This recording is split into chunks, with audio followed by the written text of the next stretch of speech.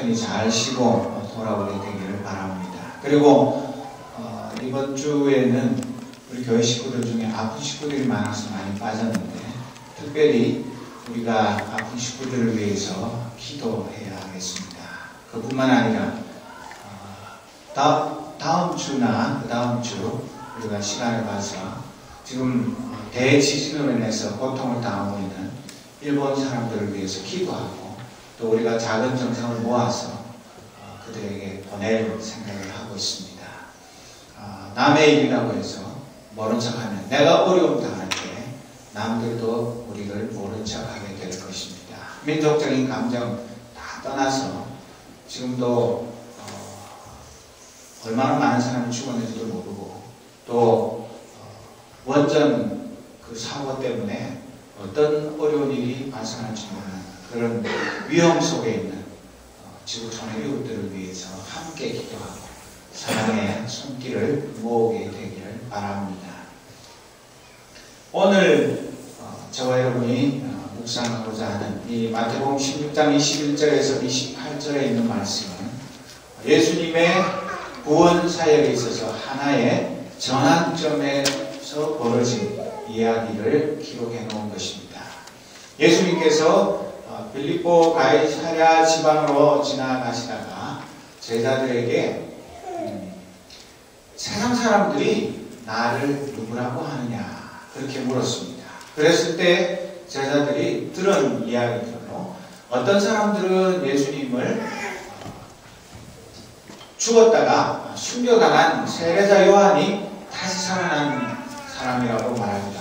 어떤 사람들은 죽지 않고 하늘나라로 올라갔던 엘리야가 다시 나타났다고 말합니다. 또 어떤 사람들은 선지자 중에 한 사람이라고 말합니다. 그렇게 말했을 때 예수님께서 그들에게 그러면 너희들은 나랑 같이 지금까지 한솥밥 먹고 같이 자고 같이 선교 여행 다니고 같이 돌멩이 맞을 뻔 해가지고 도망 다니기도 하고 또 어려운 일들도 무슨 일들도 같이 겪어왔는데 지금까지 너희들이 나를 선생님이라고 부르며 따랐는데 너희들은 나를 누구라고 생각하느냐 그렇게 물었을 때 베드로가 또 성미급하게 자기가 제일 먼저 대답하기를 주는 그리스도시요 살아계신 하나님의 아들이십니다. 그렇게 대답했을 때 우리 주님이 그 베드로의 대답을 기뻐하였습니다. 그리고 바요나 시몬아 내가 복이 있다. 내가 너의 그 신앙 고백 위에 내 교회를 세우겠다. 그리고 이제는 너는 갈대라는 뜻을 가진 시몬이 아니라 지금까지는 까불까불하고 바람만 조금 불어도 이리저리 흔들렸지만 이제부터는 너의 이름은 베드로다. 바위 덩어리와 같이 어떤 폭풍이 몰아쳐도 흔들리지 않는 그런 믿음의 반석이 될 것이다. 그렇게 기뻐하시고 그에게 축복하셨습니다. 그러고 난 후에 있었던 이야기가 오늘의 말씀인 것입니다.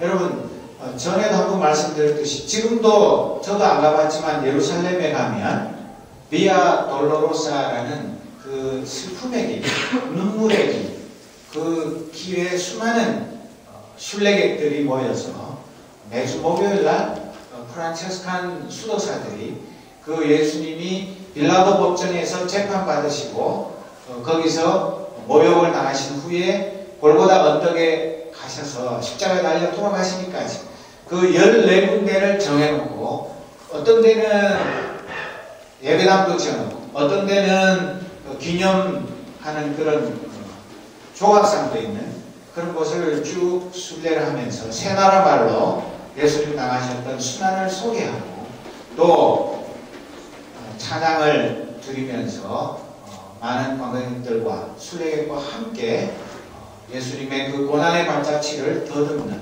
그런 일을 지금도 계속하고 있다고 합니다. 그 빌라도 법정에서 골고다 언덕까지는 불과 800m 정도밖에 안 됩니다.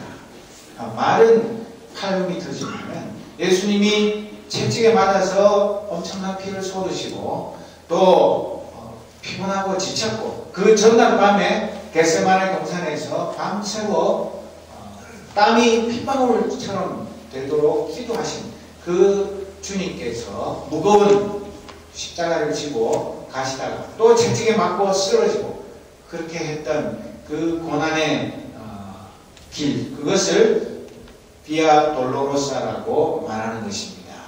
그런데 따지고 보면 예수님이 사셨던 일평생이 바로 슬픔의 길이요 고난의 길이었던 것을 우리는 잘 알고 있습니다. 그때만 예수님이 체포당해서 빌라도 법정에서 사형 판결을 받으시고 골고다 언덕에 올라가서 고난당하신 그때만 고난당하신 것이 아니라 태어나기 전에도 마리아에게 천사가 나타나서 처녀가 잉태하여 아들을 낳을 것이니 그 이름을 예수라 하라. 그 얼마나 기절초풍할 이야기를 듣고도 주의 계집종이오니 뜻대로 이루어지시기를 원합니다. 순종하는 믿음으로 그 천사의 수태고지를 받아들였습니다. 요셉도 자기 약혼녀가 순결하고 착한 여인인 줄 알았는데 아기를 가졌다는 말을 듣고 너무나 놀라서 어찌할 바를 몰랐을 때 천사가 나타나서 염려하지 마라.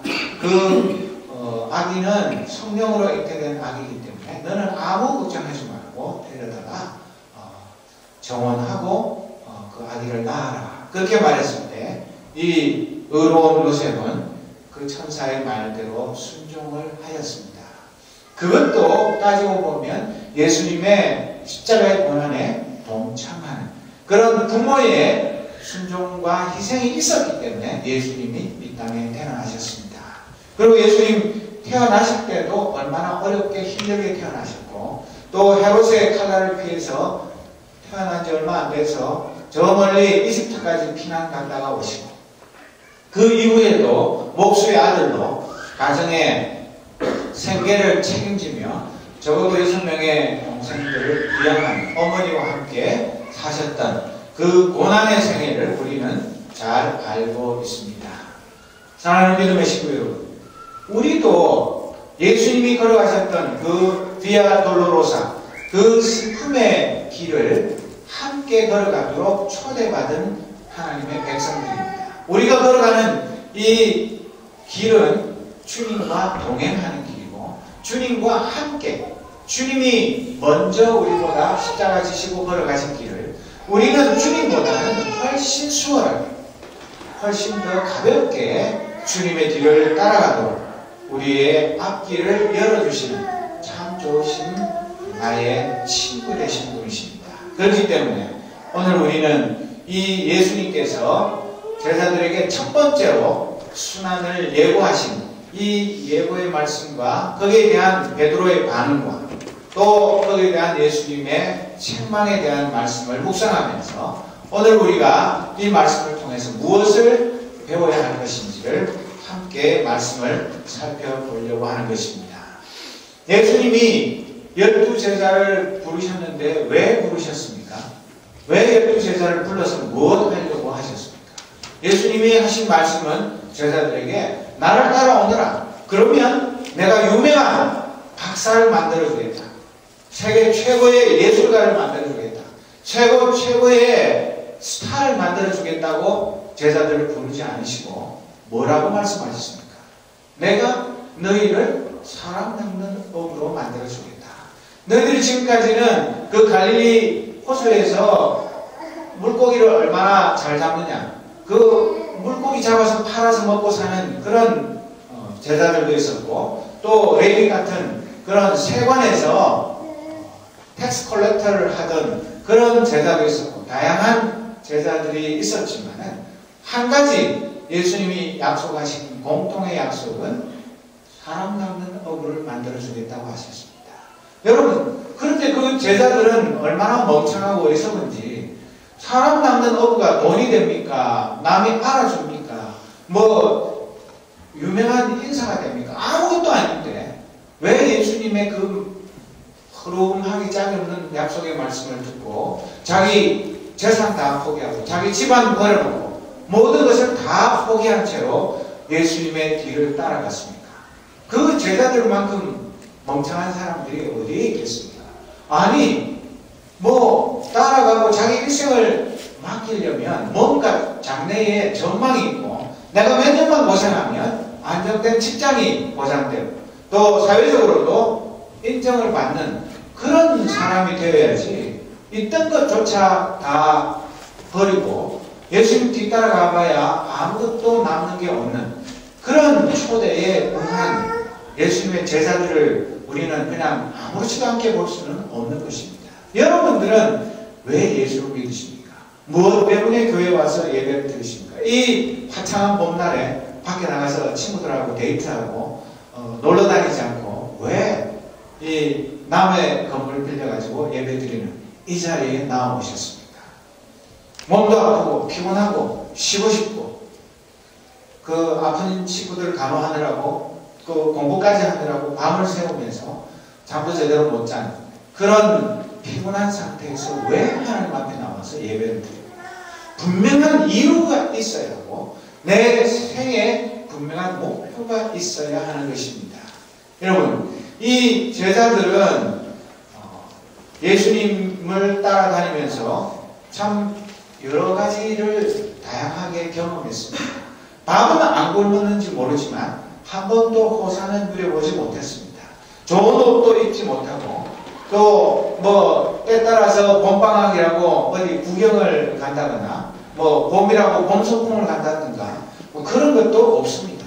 그저 죽으나 사나 선생님 뒤만 졸졸 따라다니면서 천국 복음을 전파하는 것을 보고 듣고 배우고 또 실습을 보내면 복음 전도 여행을 둘씩 짝지어서 다니기도 하고 또 예수님이 병 고치는 현장에서 어떻게 말씀으로 병을 고치는지도 보고 자기들도 예수 그리스도의 이름으로 하나님의 이름으로 병도 고치고 귀신도 쫓아내고 또 오해를 받고 박해를 받아서 그러나 날 살려라 도망다니기도 하고 별의별 일들을 다 겪으면서 점점 자기의 스승이신 예수님을 닮아가게 된 것입니다. 제자는 최고의 목표가 뭐냐면 스승을 닮는 것입니다. 그래야지만 스승과 똑같은 사람이 될 수 있는 것입니다. 그래서 이 제자들이 처음에는 어설프고 다혈질이고 다 제각각인 오합지졸이었지만 예수님과 더불어 지나면서 예수님이 어떻게 생각하시고 예수님이 사람을 어떻게 대하고 또 이웃을 얼마나 긍휼히 여기시는 분인지 또 배고파서 쩔쩔매는 그 많은 무리들을 어떻게 먹이셨는지 그런 것들을 하나하나 온 몸으로 배우기 시작했습니다. 가장 중요한 것은 예수님이 어떻게 그 엄청난 일들을 쉬지 않고 감당할 수 있는가? 예수님의 그 능력의 비밀이 어디에 있는가? 그것을 제자들은 하나씩 깨닫기 시작합니다. 여러분들이 생각할 때 예수님이 그렇게 쉴 틈 없이 밥도 제대로 못 드시면서 그 많은 일들을 하면서 그 갈릴리 일대 예루살렘까지 선교 여행을 하시면서 지치지 않고 그 놀라운 사역을 감당하신 그 비밀이 무엇이라고 생각하십니까? 하나님의 아들이면 저절로 그렇게 되는 것입니까? 하나님의 아들이기만 하면 그냥 밥 안 먹어도 배도 안 고프고 아무리 밤을 새워도 피곤하지도 않고 남이 박해를 해도 아프지도 않고 그렇습니까? 그렇지 않고 이 제자들이 나중에 조금씩 알게 된 예수님의 그 능력의 비밀은 하나님과 영적인 교통을 하는 예수 그리스도의 기도에 있는 것을 배우게 된 것입니다.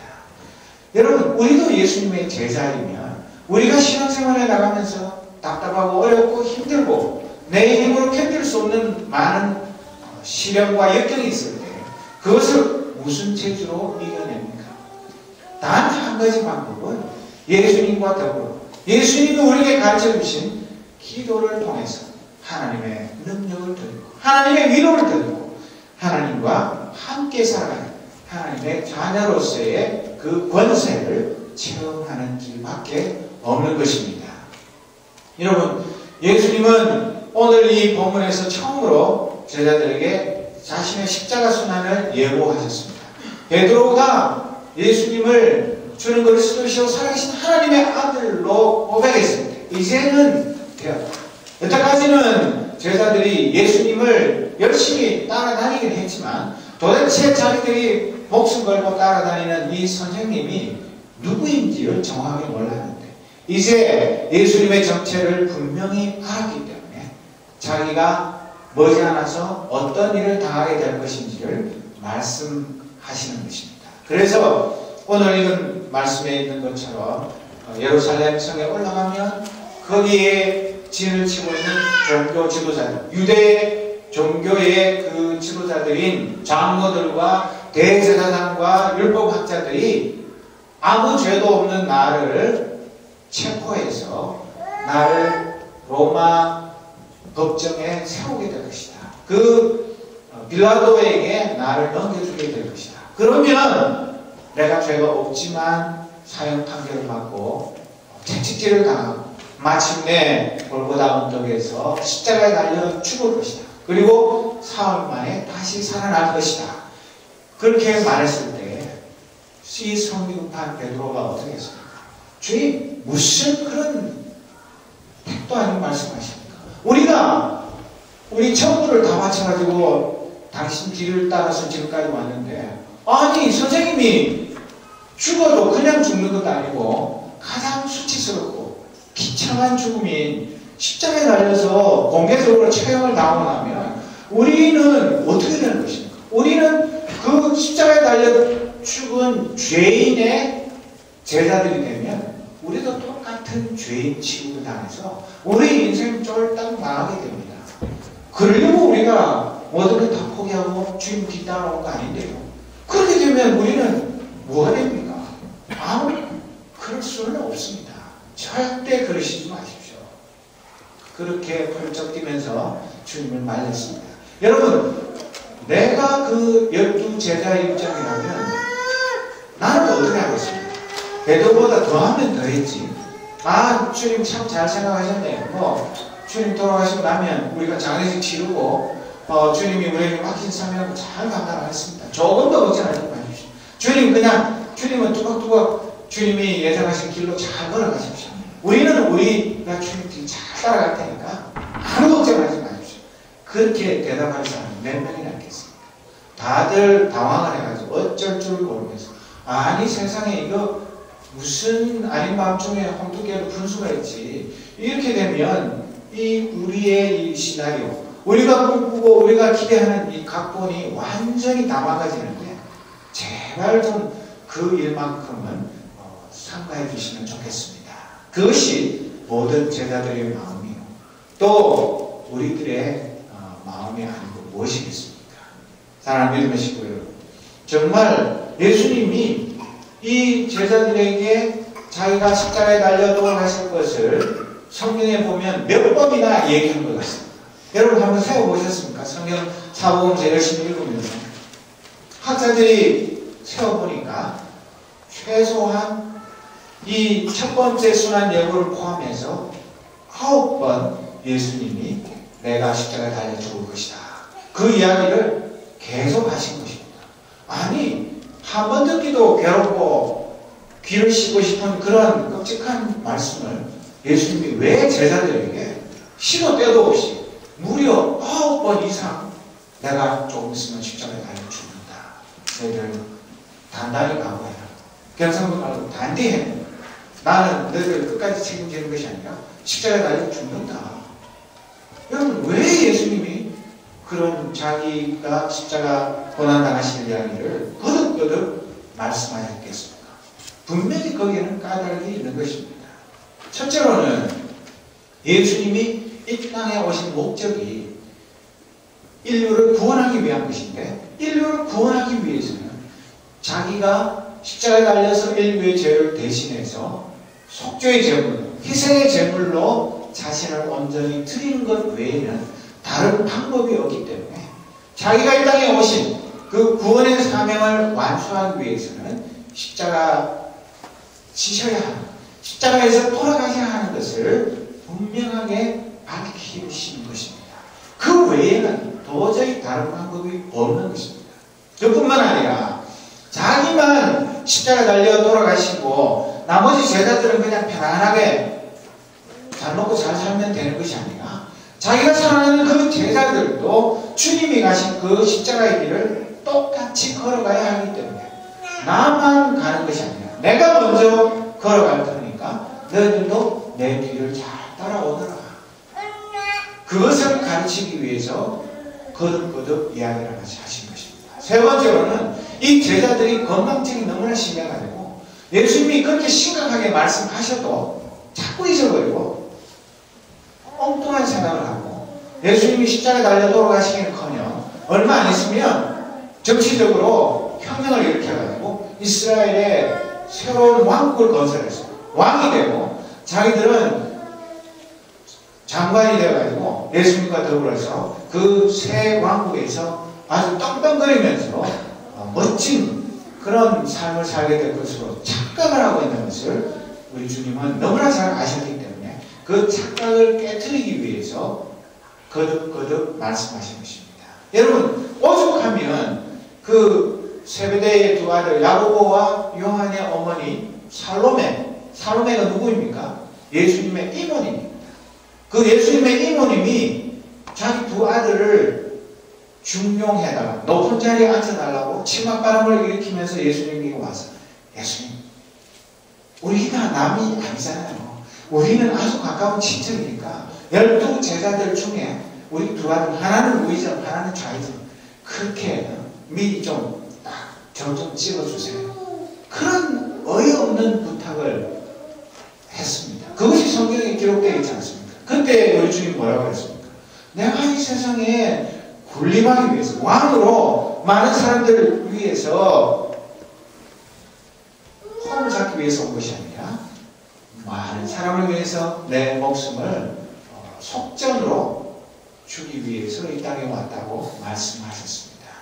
그뿐만 아니라 예수님 십자가에 달려 돌아가시기 바로 이틀 전까지 제자들이 모여가지고 예수님 잠깐 자리 비우셨을 때 뭐 했습니까? 누가 더 나중에 출세할 것이다. 누가 더 높은 자리에 앉을 것이다.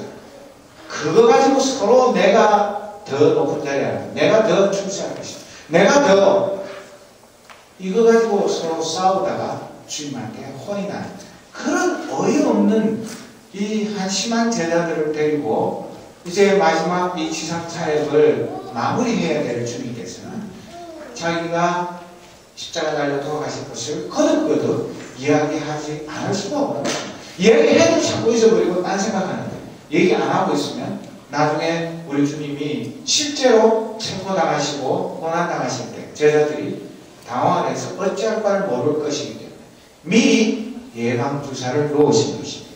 그랬는데도 결과가 어떻게 됐습니까?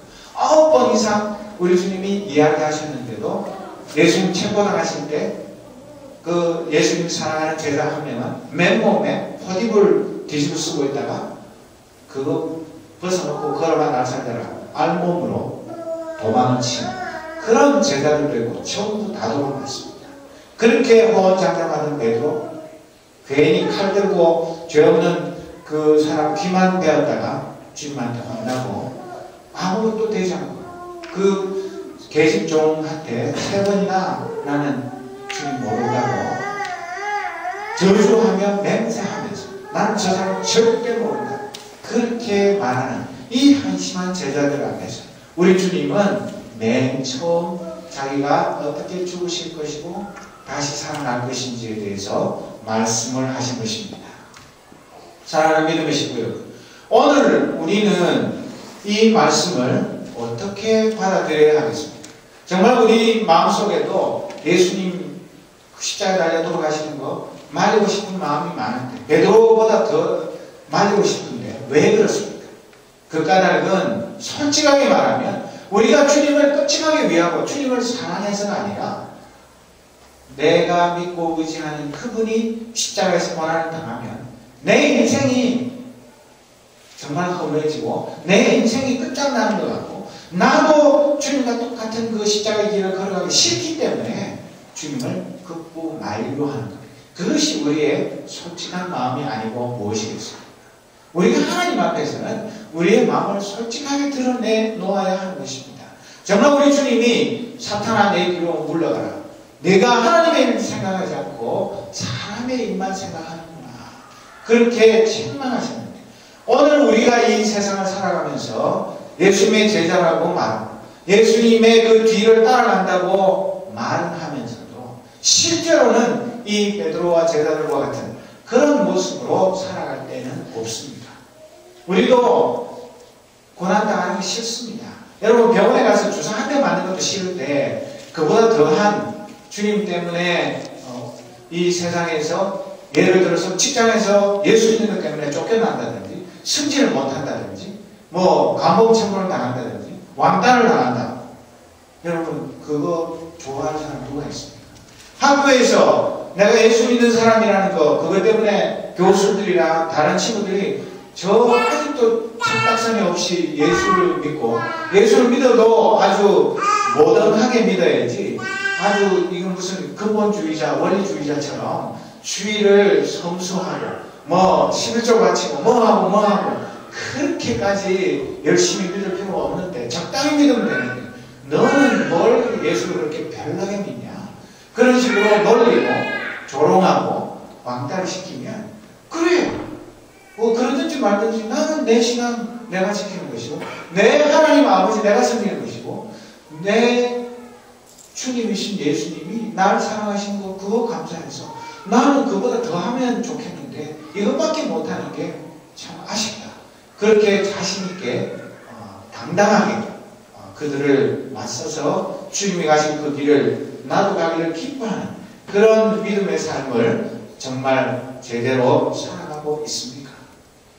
정말 우리가 이 말씀은 너무나 잘 알고 있으면서도 구체적인 실제적인 생활 가운데서 우리 주님이 그 골고다 언덕에서 자신의 피를 쏟고 살을 찢어서 인류를 구원하시는 그 십자가 고난의 길, 그 골고다 언덕을 향한 길에 나도 불평하지 않고 투덜거리면서 딴 생각하면서 빨리 이 고난이 끝났으면 빨리 나도 해방되어서 그냥 영광의 주님을 만났으면 그런 생각만 하면서 딴 생각하는 그런 게으르고 또 우리 주님의 십자가를 착각하는 그런 나 자신의 모습은 아닌지를 깊이 생각해 보아야 하는 것입니다. 여러분 예수님 뭐라고 말씀하셨습니까?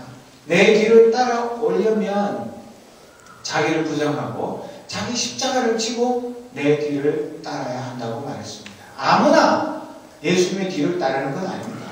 예수님 그 오병이어의 기적을 베푸실 때 20살 이상 남자만 5,000명이었고 다른 여자와 어린이까지 치면 2만 명이 넘는 엄청난 청중들이 있었지만 그 중에서 예수님 끝까지 따라간 사람이 과연 몇 명이나 있었습니까? 예수님의 12제자 중에도 가룟유다는 예수님을 배반하고 예수님을 은삼십에 팔아먹은 배신자가 되지 않았습니까? 교회에 다닌다고 해서 그저 예수 믿는다는 그런 이름만 가졌다고 해서 이 골고다 언덕을 향한 주님의 그 길에 동참하는 자가 저절로 되는 것은 결코 아닌 것입니다. 나를 부정하는 것, 내 힘으로 할 수 없고 내 생각과 내 경험과 내 지혜와 지식 가지고 예수 믿는 것 절대로 아닙니다. 하나님의 말씀을 믿고 의지하고 그 말씀의 진리에 순종하고 날마다 나는 죽고 내 속에 부활하신 주님이 살아계셔서 주님의 그 의지대로 주님의 그 생각대로 주님의 그 뜻대로 살려고 몸부림치는 그런 사람들이 진정한 예수님의 제자인 것입니다. 나를 부정하지 않고 예수님보다 내가 더 힘이 세고 예수님의 뜻을 내 뜻으로 내이루는 그런 삶을 사는 자는 자기를 부정하는 자가 아닌 것입니다. 그리고 자기를 진정으로 부정하는 자만이 자기 십자가가 무엇인지를 알 수 있습니다. 이것은 이론이 아닙니다. 성경 아무리 많이 읽고 성경 박사가 된다고 해서 내 십자가가 무엇인지 해답을 알 수는 없는 것입니다. 내가 나를 부정하고 오직 예수 그리스도만 높이고 그분만이 나의 생명이요 나의 주인인 것을 진심으로 고백할 때에 비로소 내 십자가가 무엇인지 조금씩 보이기 시작하고 그리고 그 십자가를 진다는 의미가 무엇인지를 차츰차츰 깨닫게 되는 것이지 이것을 누가 가르쳐 줄 수 있는 문제가 결코 아닌 것입니다. 제사들도 예수님 부활 승천하시고 오순절에 성령 받을 때까지는 자기들의 십자가가 무엇인지를 잘 몰랐습니다. 그래서 예수님 부활하신 후에도 부활하신 주님을 만나고 나서도 나는 물고기 잡으러 간다. 베드로 물고기 잡으러 갈릴리 호수 가니까 전부 나도 다 따라가지고 밤새도록 헛고생만 하는 그런 어리석은 일을 한 것이 왜 그렇습니까? 내 십자가가 무엇인지를 미처 깨닫지 못하고 발견하지 못했기 때문에 그런 한심한 짓들을 한 것입니다. 오직 성령님만 내 속에 살아계실 때에 내가 져야 할 십자가가 무엇인지를 가르쳐 주십니다. 그리고 그 십자가를 기쁨으로 지게 하십니다. 억지로 구원 얻기 위해서 주님께 칭찬받기 위해서 할 수 없이 하지 못해서 십자가를 지면 힘들어서 하루도 못 집니다. 한 시간도 못 집니다. 그러나 성령께서 우리에게 신령한 지혜를 주시고 능력을 주셔서 내가 어떤 십자가를 지고 주님의 뒤를 따라야 하는지를 가르쳐 주십니다. 그 주님의 능력으로 내 십자가를 칠 수 있게 되는 것입니다. 그리고 우리 주님의 뒤를 따른다는 것은 이 세상을 포기하는 결단을 해야만 주님의 뒤를 따를 수 있습니다. 이 세상에 우리가 살지만 우리는 하늘 시민권을 가진다고 말은 그렇게 하면서도 사실은 하늘 시민권은 죽고 난 다음에 자동으로 받을 것이니까 이 세상 사는 동안에는 이 세상의 것들을 따르는 것 그런 식으로 이중적인 세계관과 가치관을 가지고는 결코 주님의 뒤를 따를 수가 없는 것입니다. 우리 주님의 뒤를 따르는 자의 삶은 이 세상 사람들이 절대로 이해할 수 없습니다. 그렇기 때문에 우리는 이 세상 사람들에게 바보 소리를 듣고 멍청이 소리를 듣는 것이 지극히 당연한 것입니다. 우리는 이 세상 사람들의 가치관, 이 세상 사람들의 인생관과는 전혀 다른 하늘나라의 인생관과 가치관을 가지고 살아가는 완전히 새롭게 거듭난 하나님의 백성들로 살아가기 때문에 그렇습니다. 그래서 정말 우리의 삶이 완전히 예수 그리스도의 인격으로 예수 그리스도의 인품으로 우리의 삶이 날마다 변화된다면 나도 모르게 내 말하는 것이 예수님의 그 사랑의 향기가 풍기게 되고 내 얼굴 표정에서도 예수님의 그 얼굴 표정의 그 광채가 나게 되고 내 삶을 통해서 굳이 말하지 않더라도 내가 예수 그리스도의 제자인 것을 세상 사람들이 인정하게 될 것입니다. 그것이 진정한 예수님의 뒤를 따르는 제자의 변화된 모습이 아니고 무엇입니까? 왜 우리 한국 기독교가 지금 엄청나게 세상 사람들로부터 비난을 당하고 욕을 얻어먹습니까? 그의 건물이 화려하지 않아서 그렇습니까? 높은 사람이 많지 않아서 그렇습니까? 무엇이 부족합니까? 요즘은 한국에 LED 그 조명을 해가지고 종탑을 밝혀서 그것 때문에 민원이 엄청나게 많다고요. 밤중에도 그 교회 근처에 사는 집은 블라인드를 내려놔도 훤하게 비치는 잠이 안 오는데 너무 밝아가지고 그렇게 한다고 해서 복음이 전해지고 주님의 사랑이 이웃 사람들에게 전해집니다. 정말 말씀입니다. 정말 우리의 마음이 예수님 말씀처럼 나를 부정하고 내 십자가를 지고 주님이 가신 그 길을 나도 한 걸음 한 걸음 걸어갈 때에 우리의 삶이 변화되고 우리의 삶이 변화된 것을 보고 이 세상 사람들이 이상하다. 저 사람 얼마 전까지는 해도 그렇지는 않았는데 왜 저렇게 변화된 삶을 사는가. 그런 의문을 가질 때에 비로소 복음이 전파되기 시작하는 것입니다. 여러분 정말 우리가 이 가는 십자가의 길, 골고다의 길은 아주 세상 사람들 볼 때는 이해할 수 있는 바보 천치들이만 가는 길이지만 하나님의 백성들은 기쁨으로 찬송하면서 즐거워 기뻐 뛰며 가는 길이 바로 이 골고다를 향한 행진인 것입니다. 우리가 이 세상에서 당하는 고난은 사도 바울의 고백대로 하늘나라에서 받을 상급하고는 좋게 비교할 수가 없습니다.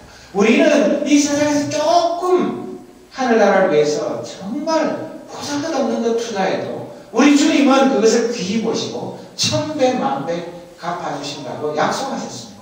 그렇기 때문에 이 길은 십자가 진다니까 왜 십자가를 져? 예수 믿으면 기쁘고 즐겁고 행복해야지. 예수 믿으면 병도 안 걸리고, 예수 믿으면 공부도 잘하고, 예수 믿으면 출세하고, 모든 일들이 형통해야지. 그런 예수 같으면 누가 못 믿겠어? 오히려 예수님 때문에 내가 나의 작은 부분을 희생하고 헌신하는데, 그것이 훨씬 더 큰 은혜와 사랑으로 돌아오는 것을, 그 재미를, 그 행복을 아는 자만이 이 골고다를 향한 길을 끝까지 걸어갈 수 있고, 우리 주님이 약속하신 그 약속의 선물을 받을 수 있는 것입니다. 여러분, 마태복음 19장 28절에서 30절에 보면 뭐라고 말씀하셨습니까? 예수께서 대답하셨다. 그렇다. 너희는 나를 따랐다. 세상이 재창조되고 인자가 영광 가운데 다스릴 때 나를 따르던 너희도 이스라엘 12지파를 시작으로 함께 다스릴 것이다. 너희뿐 아니라 누구든지 나 때문에 무엇이든 집과 가족과 땅 희생하는 사람은 그 모든 것을 100배로 돌려받을 것이다. 영원한 생명을 덤으로 받을 것은 말할 것도 없다. 이것은 위대한 반전이다. 먼저였으나 나중되고 나중이었으나 먼저 될 사람이 많을 것이다. 이렇게 우리 주님은 분명하게 약속하셨습니다. 이것이 우리를 향한 우리 주님의 약속입니다. 우리는 진짜 현명한 투자자들입니다.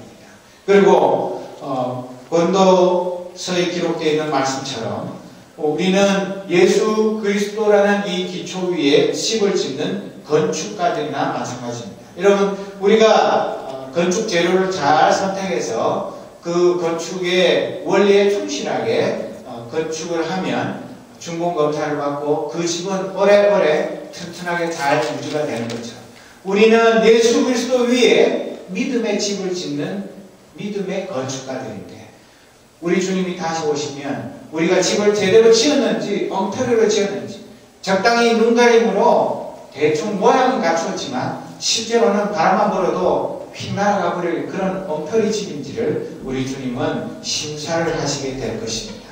그때에 우리 주님이 칭찬하시면서, 착하고 충성된 종아, 네가 정말 이 진리의 터 위에 신실하게 튼튼하고 아름다운 집을 잘 지었구나. 내가 너에게 큰 상을 받으려노라. 우리 주님이 칭찬하시고 상 주시는 그런 일꾼들로 살아가야 하지 않겠습니까? 사랑하는 믿음의 친구 여러분, 정말 우리 주님이 오늘도 나에게 물어보십니다. 너는 나를 누구라고 생각하느냐? 너는 나를 누구라고 믿고 따라 나섰느냐? 그리고 내가 십자가 고난 당한다는 것, 그것만 보고 겁먹지 마라. 내가 사흘 만에 분명히 부활할 것이다. 그래서 너희들도 내 뒤를 따라오기만 하면 십자가 지는 것이 끝이 아니라 나와 함께 부활의 영광에 참여하게 될 것이다. 그 부활의 영광과 기쁨은 십자가 진자만이 얻을 수 있는 하나님의 선물이다. 이것을 우리에게 가르쳐주고 계시는 것입니다. 여러분, 쉬운 길 가시겠습니까? 넓은 길 가시기를 원하십니까? 아직도 이 세상에 미련이 남아있습니까? 다 버리고 우리 주님을 따르는 자가 가장 현명한 자요, 가장 행복한 자요. 이 골고다 언덕을 향한 행진에서 중간에 탈락하지 않고 끝까지 완주하는 자에게 생명의 멸관이 약속되어 있습니다. 이 약속의 말씀을 굳게 붙들고 우리 주님이 다시 오시는 그날까지 쉼없이 주님이 하신 그 골고다 행진을 완주하는 거룩한 하나님의 백성들로 살아가는 저와 여러분이 되시기를 소원합니다. 기도하겠습니다. 아버지 하나님, 저희들은 믿음도 적고 너무나 연약해서 깨어지기 쉬운 질그릇과 같습니다. 주님을 믿노라 하며 주님을 나의 주인이라 고백하며 왕이라고 노래하지만 실제로는 내가 왕이 되고 주인이 되어 주님을 종처럼 부리려고 할 때가 너무나 많습니다. 나를 부정하고 내 십자가 지고 주님 뒤를 따르기를 원하지만 자주 제자들처럼 잊어버리고 세상의 부귀영화에 눈이 팔리고 세상의 영화를 누리는 것, 그런 헛꿈을 꾸면서 주님의 그 길에서 벗어날 때가 많습니다. 오 주님, 우리의 연약함을 불쌍히 여기시고 강하고 담대한 믿음 주옵소서. 주님 다시 오시는 날 착하고 충성된 종으로 칭찬받으며 믿음의 튼튼하고 아름다운 집을 지어서 주님께 상받는 하나님의 자녀들이 되게 하옵소서. 예수 그리스도의 이름으로 기도드립니다. 아멘. 같이 자리에서 일어서셔서